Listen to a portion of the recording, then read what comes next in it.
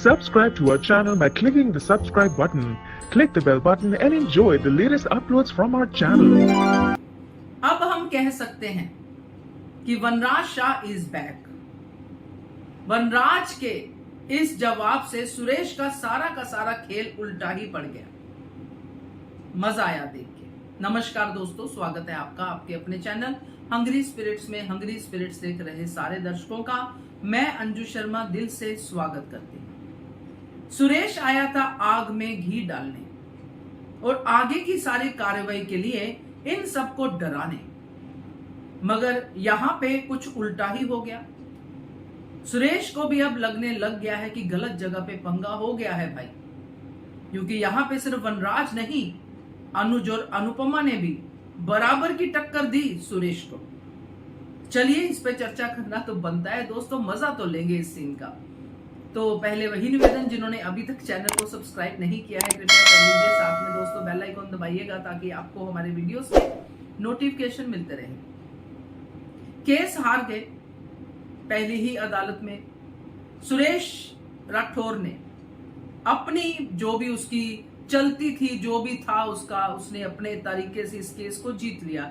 डरा धमका के, शाह परिवार को घर पे बंद करके, चूहों की तरह जो भी मैंने कहा था वो सब हुआ।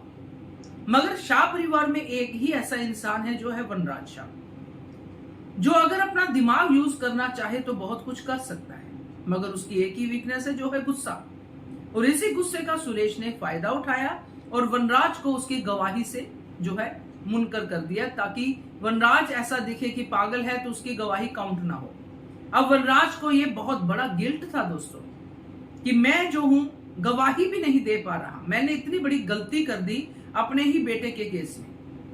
इसीलिए उसको घर से बाहर नहीं जाने दे रहे थे, और खुद तो जाएंगे ही क्या, चलिए वो तो बात हम कर चुके हैं।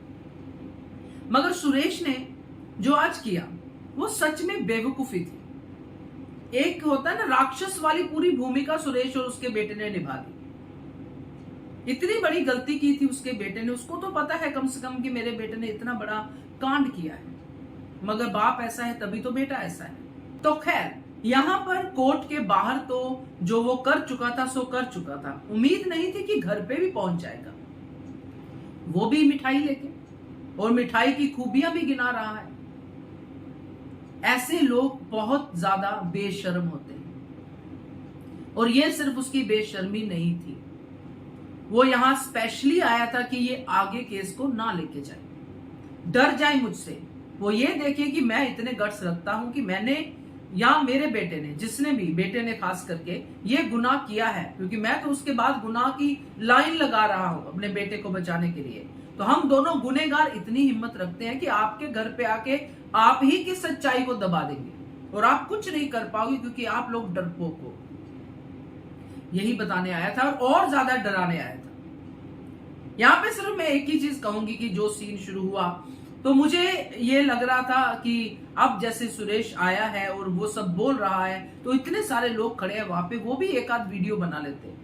मगर ये हम लोग सोचते हैं कि ये कोर्ट में गवाही होगी, क्योंकि उनके घर पे आया है। अब यहाँ पे वनराज साहब उसका कॉलर भी पकड़ता है तो इस्टेब्लिश होना चाहिए कि उसी के घर पे आके कॉलर पकड़वाने आया है ये सुरेश। अगर वीडियो बना लेते तो सेफ साइड होता, शायद बना भी लिया हो, पता नहीं, बाकी आगे जो आएगा वो देखेंगे। मगर यहाँ पे ट्रीटमेंट कुछ और था सीन का, जो एंड में मजा आया।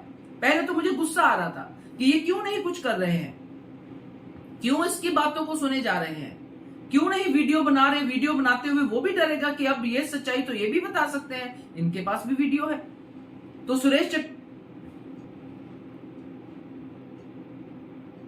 सुरेश वहीं से वापस हो जाता। मगर पर्पस तो सीन का ये था जो वनराज ने किया, क्योंकि सुरेश आया ही वनराज को धमकाने था कि अब आगे मत बढ़ना। उसको पता है कि वनराज का गुस्सा कैसा है। सब लोग कंट्रोल कर रहे थे, मगर वनराज ने जो अपने आप को कंट्रोल किया, जो उसने जवाब दिया, मजेदार था, एकदम फिल्मी ड्रामा। उसके सामने बर्फी खाना, और उस समय सुरेश की हवाइयां उड़ती सबने देखी, बेटे की भी। और उसके बाद अनुज का डायलॉग, फिर अनुपमा का डायलॉग। तो सुरेश को समझ में आ गया कि ये जो लड़ाई है अब लंबी चलने वाली है। अब ये लोग डरेंगे नहीं, जो आज नहीं डरे, हारने के बाद नहीं डरे, ये आगे भी नहीं डरेंगे। तो वनराज का ये जो डायलॉग था दोस्तों बहुत अच्छा था, और जो वनराज ने सारी क्वालिटीज के साथ कहा कि मैं भी आऊंगा तुम्हारे घर पे डब्बा लेके, शुगर फ्री मिठाई लेके, देसी घी की मिठाई लेके। तो ये है असली वनराज शाह, जो देना जानता है।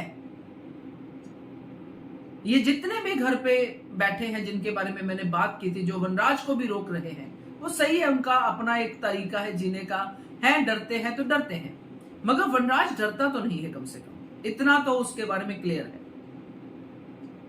अब इस लड़ाई में वनराज और बाकी के लोग भी धीरे धीरे शामिल होंगे, क्योंकि इससे ना सिर्फ सुरेश को यह पता चला है कि वनराज जो है आगे आ गया है और इसका मानसिक संतुलन भी ठीक है। हारने के बाद भी अगर वो खड़ा होके अपनी बात को कामली बोल रहा है, मुझे डरा रहा है, तो इसका मतलब ये है कि ये साबित कर सकता है कि मेरे मेंटल इश्यू कोई भी नहीं है और मेरी गवाही भी जो है वाजिब है कोर्ट के लिए। और अब एक से ज्यादा 2 गवाह हो गए हैं हाई कोर्ट के लिए, तो अब तो सुरेश को डरना ही पड़ेगा। तो मुझे ये सीन अच्छा लगा, बाकी आप लोगों को भी अच्छा लगा होगा, डेफिनेटली जरूर बताइएगा, क्योंकि ये वाकई में अच्छा सीन था। ड्रामा था चाहे फिल्मी था, मगर ऐसे जवाब कभी कभी बड़ा मजा आता है सुन के, जब बराबर जो हीरो वाली जो सेना है वो जब जवाब देती है विलन को और विलन डर जाता है, तो ये मजेदार बनता है। तो बताइएगा कैसा लगा। Keep watching Hungry Spirits channel. Thank you so much. Subscribe to our channel by clicking the subscribe button. Click the bell button and enjoy the latest uploads from our channel.